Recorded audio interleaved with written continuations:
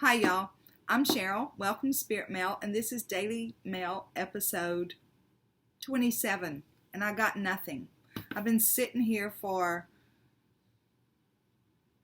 about 30 minutes staring at my computer and looking through my phone, in the notes section to see what wise thing I took notes about at some time or another in my life. I went back to an email where I think her name was Erica, gave me some suggestions about stuff, and I still feel like the questions are just more intelligent than I am. I think I have an idea about how to answer them, but I'm not real sure anyway. So I have nothing. So I thought, well, this is what we're going to do. We're going to pull a collective oracle message for you guys, for whoever's out here, and maybe it might spark a story or something like that, and I can tell you some stuff. And then we'll do a PS, and that'll be our Daily Mail episode for tonight. Somebody did suggest in one of the, I'm just going to let you know this. Somebody did suggest in a comment somewhere that I should do a live stream called Saturday Night Live. And I just want y'all to know, I've been on some live streams before watching them, and it makes me so agitated because the speaker will stop speaking and start talking to, thank you for whatever, and hi, hey, how are you doing, and stuff like that. And for me, it's like, So I don't know that I could do that. I don't know that I could. I think I would be overwhelmed. I don't know. How do you guys feel about live chats? Do y'all get agitated by them like I do? Or is it a cool interaction? I've only watched like 4 or 5 live streams because they freak me out because the speakers back and forth in the conversation with the general population, and then talking to 1 or 2 people in the comments. It's like freaks me out a little bit. So, but if y'all want to try a live stream, I'm open to trying it, so that, I can answer questions and stuff. I would love some kind of open interaction. I don't know. Anyway, let me know what y'all think in the comments about that. But right now we're going to get a collective oracle message. God, guides, angels, archangels, Holy Spirit, show us a collective oracle message for our Daily Mail episode tonight, please. We thank you for clear and concise messages. We thank you for love, light, and prosperity. And we thank you for clarification, confirmation, and validation. What is the collective oracle message for our Daily Mail viewers? Thought about talking about reincarnation. I'd really like to talk about that, but that's just something I would like to talk about. Flying.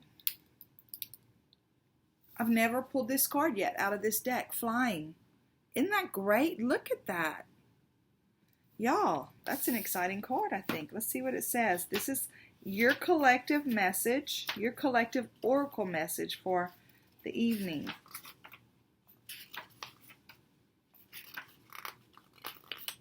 I'm so excited about it. Never been on this page before. Okay, ready? You have the power to see things from a higher perspective. If you were a bird flying high in the air, what would you see? When you soar above life's challenges, when you soar above life's challenges and opportunities, a new perspective becomes available. Today you have invisible wings that allow you to swiftly bring your circumstances into alignment with your highest purpose. This is a sign that your waiting is over, that all your hard work has paid off, and the things you hoped for are no longer beyond your scope. You have the ability to reach for the stars and find one with your name on it. Spread your wings and soar. The angels are watching you. Wow, that's exciting, guys. That's a really great message from Spirit.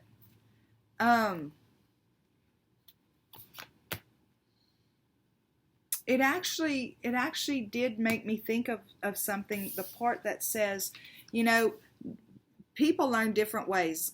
I have a story for you. People learn different ways. I have a story, and then I'm going to tell you the story that this made me think of. Maybe. People learn differently, right? Some people can read something and absorb it and understand it. And it resonates with them deeply. Some people can't. I was the third of 6 children. And whenever I got my driver's license, I had 2 older siblings that had obviously already gotten their driver's license. And whenever they would go out with their friends,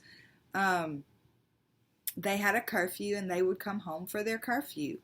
My brother, not so much, but my parents didn't worry about him because he was a boy and that's just the way they thought back then. But when I was going out with my friends, and especially if I had the car, if my curfew was 11 o'clock, I was consistently 11:30 or 11:45 getting home. And my mom would be up and she'd be worried. And then most of the time I would pretend like I was going to bed, and then after it got quiet downstairs again, I would sneak out of the house and go out again. I was like, I wasn't bad. I was just busy. You know, it's not like I was bad. But anyway, so my parents kept trying to explain to me that, you know, we didn't have cell phones back then. And they kept trying to explain to me that it worried them, that when they gave me a curfew, I needed to be home for that curfew, because if I wasn't, it caused them to worry. Well, it's not that I didn't love them and I didn't respect them. It's just that I guess I didn't comprehend what they were saying. And I know that sounds crazy, but I loved my parents. But anyway, so one night they asked me to watch the children. My dad had an awards banquet for his company. It was husband and spouse. You can bring your spouse to it. So he's bringing mom to this dinner with him, and I stayed home to watch the younger kids. My 2 older siblings had something else to do. So they said they would be home probably no later than 10 o'clock. Well, 10 o'clock came around, they didn't get home. 11 o'clock got around, they still weren't home.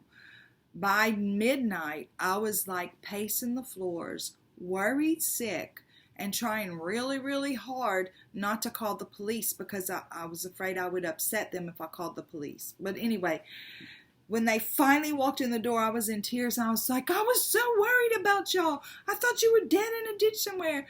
And my dad started laughing, and my mom started laughing. They said, do you understand now what we're talking about? So I never came in after curfew after that, because then I understood. And that's just how I learned. So that seems to be how my life lessons have been, because it's like I have to go through it to understand it. So what this story made me think about, or what this little thing made me think about, it said life's challenges and opportunities. Wait, let me see. When we soar above life's challenges and opportunities, a new perspective becomes available. So,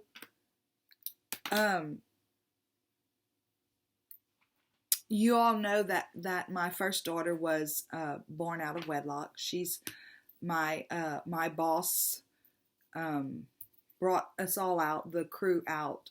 We all got to drinking. I wasn't a drinker. Ended up inebriated, and he took advantage of that, and then I was pregnant. So the thing that I still look at and think about, even in spite of all that, he taught me so much. So from a different perspective, I can look in and see, before that incident, you know, he taught me things like, Cheryl, a lot of people are going to speak into your life. You know, take what resonates, take what feels right with you, and then leave the rest. And sometimes it's going to be people that you don't necessarily like, but they're going to have really good nuggets of information. Take that and hold on to it, and then leave the rest. He taught me things like that. He taught me how to shake hands whenever you do business with somebody, because he said, you know, a young woman going door to door selling Kirby vacuum cleaners, whenever she shakes a hand, she needs to let that person know, especially if it's a man, that she's there for business. So have a firm handshake. You know, he taught me a lot of good things. He gave me some skills to be able to learn, selling skills, to learn how to sell. I was in sales my entire life. And then this happened.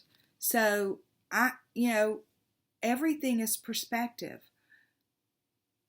Do I hate him? Absolutely not. He's deceased now. Do I wish he would have taken responsibility and stood up for our child? Yes, because she has that abandonment stuff. No matter how much I tried as a single mom, no matter how much her dad, my recent husband, that he adopted her and treated her like one of his own, and they have a fabulous relationship, there's still that part in her that feels abandoned because he never ever took responsibility for her or tried to have a relationship with her. However, as I was raising her, and whenever it would come up, where's my daddy? Why don't I have a daddy? That kind of stuff.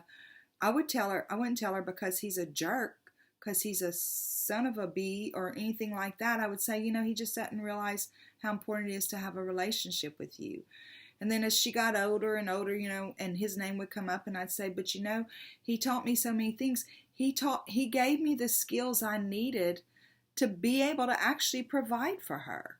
So everything's about perspective. How high can we fly and look at a different perspective of our circumstances?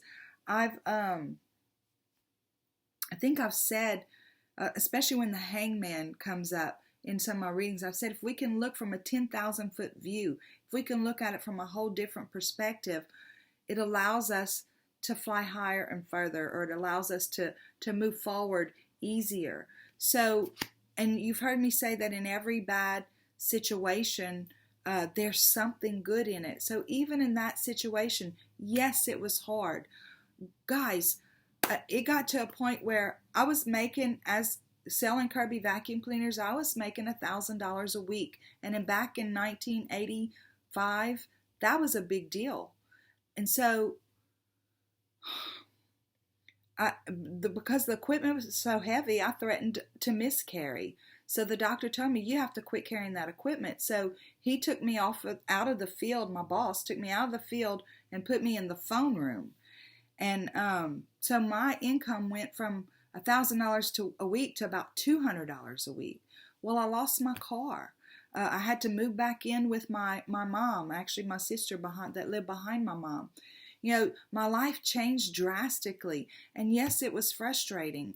And I sought legal counsel, to try to see if I could, long story. But anyway, I took steps, and yes, I had anger, and yes, I was mad, but I was not going to let it keep me from being a good mom. Somebody came to me and said,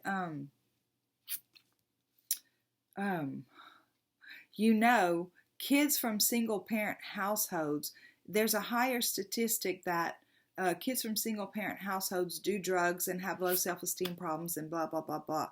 And I said, well, I can guarantee you this, my kid won't be a statistic. Sometimes it's that grit we need to find within ourselves to not be like the status quo. And then if we can look and shift, because even though my daughter does deal with some issues of feeling abandoned, she doesn't carry hate in her heart. She doesn't carry resentment in her heart for this man, or not that I know of anyway. And we have really long, in-depth conversations. So this card reminds me of that truth card. Let me see if I can find it. Because, we can always look for reasons to be offended, and sometimes things happen to us that we should be offended. But the question is it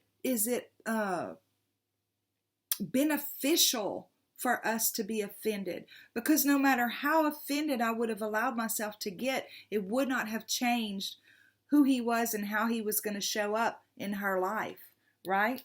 So here's that truth card, right? And I always say, whenever we stand in our truth, when we understand our value and who we are, and in spite of what somebody else does to us, it doesn't change who we are. And I know I had culpability too. I'm not putting all the blame on him. I was the one there drinking when I, don't normally drink. So I allowed myself to be in that situation to a certain extent. I can't put 100% of the blame on him. But what I can say is that I could have decided, well, because of the way he treated me, and he was a married man, all this stuff, because of the way he treated me, that made me less than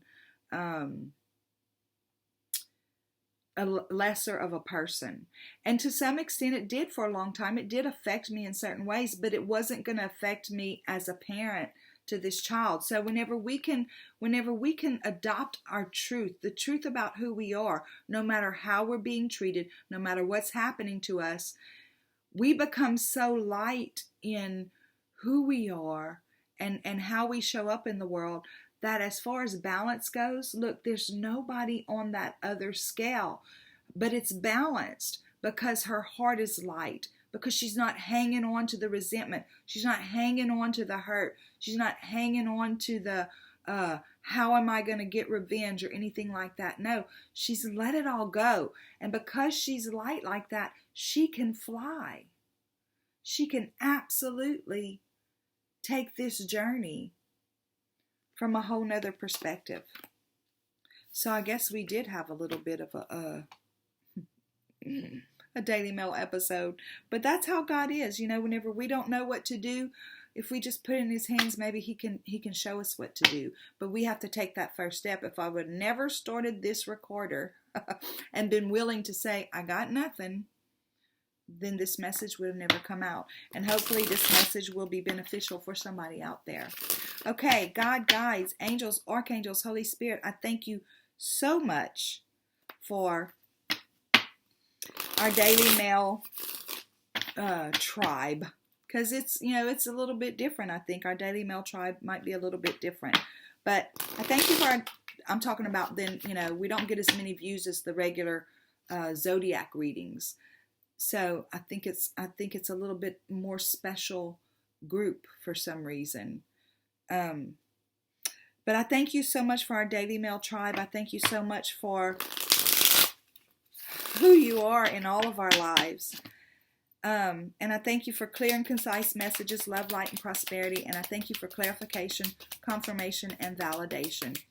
Please show us clearly, what's the PS that goes with this message?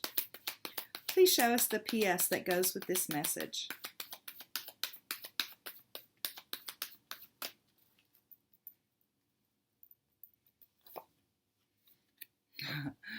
Yeah, so there's that Three of Swords, right?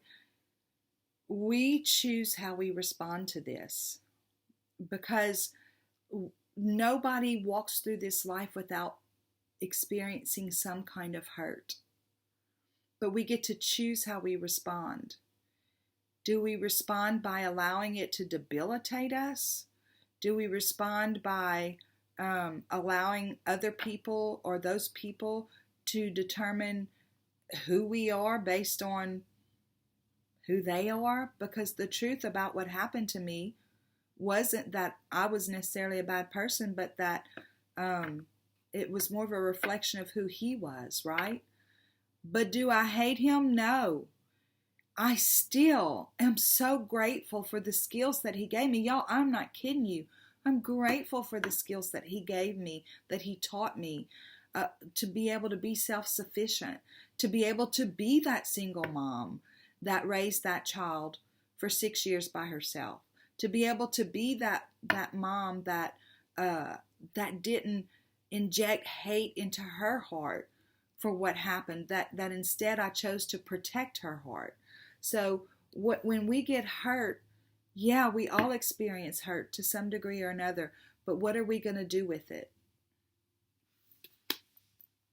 It's about transmuting that energy. Look.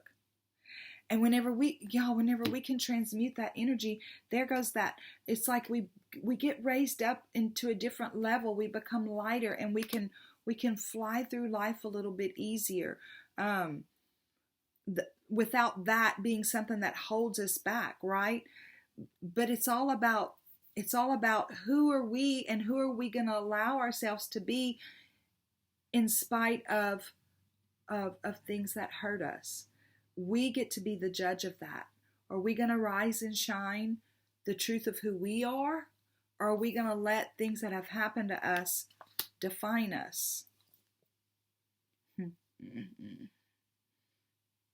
Because the things that happen to us, this is the Ten of Pentacles, right? It's about generational wealth and legacy type wealth. Well, for me, it's not about money as much as it's about the energies that we transmute don't get passed on to our kids. You know, there's something that I think in the Bible they call it generational curses or stuff like that. But and whenever you talk to people who do energy healing, they find pockets of trapped energy that have been handed down from past lives or from ancestors. So what do we not only do we want to let it affect our life, do we want it to be part of our legacy that we pass on? So guys, I love y'all so much. Hurt is hard. Hurt and betrayal is very hard. But we get to decide what we're going to do with it. I love y'all so much. Thank you for stopping in. I look forward to seeing y'all next time. If you notice, I hadn't really been doing daily mails on Saturdays, so don't look for one tomorrow. If you get one, it'll be a surprise, but otherwise, I'll see y'all Monday. Love you bunches. Bye.